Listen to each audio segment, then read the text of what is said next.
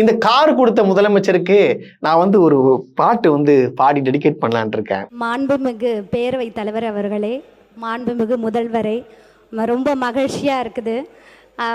இதுக்காக ஒரு பாடல் மூலமாவே நன்றி சொல்லிடுறேன். கொடுத்ததெல்லாம் கொடுத்தார், இவர் யாருக்காக கொடுத்தார்? ஒருத்தருக்காக கொடுத்தார், இல்லை ஊருக்காக கொடுத்தார். ஒருத்தருக்காக கொடுத்தார், இல்லை ஊருக்காக கொடுத்தார். கொடுத்ததெல்லாம் கொடுத்தார், யாருக்காக கொடுத்தார்? கொடுத்ததெல்லாம் கொடுப்பார், இல்லை ஊருக்காக கொடுத்தார். ஊருக்காக கொடுத்தாருன்னு அது கை காட்டுறாங்களாம். அப்படி சிரிச்சுக்கினே அப்படி கலகலப்பா. இதுக்கு எதிர்பார்ட்டு யாரு? சபாநாயகர்.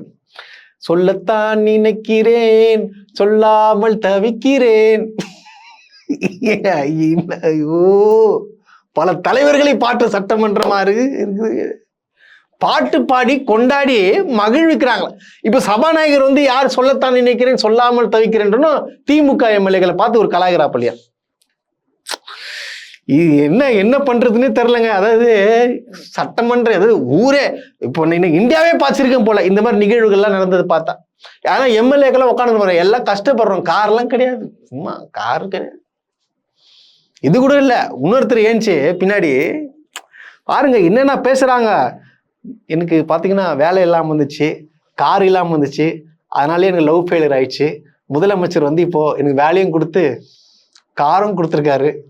ரொம்ப சந்தோஷம், ரொம்ப பெருமையா இருக்கு.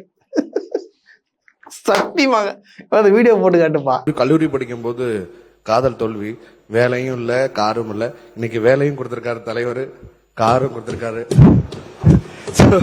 ரொம்ப ரொம்ப நன்றியை தெரிஞ்சுக்க. இந்த மாதிரி தாங்க நடக்குது. இந்த மாதிரி தான் இன்னைக்கு ஃபுல்லா முதலமைச்சர் ஃபுல்லா பாராட்டி தள்ளுறாங்க.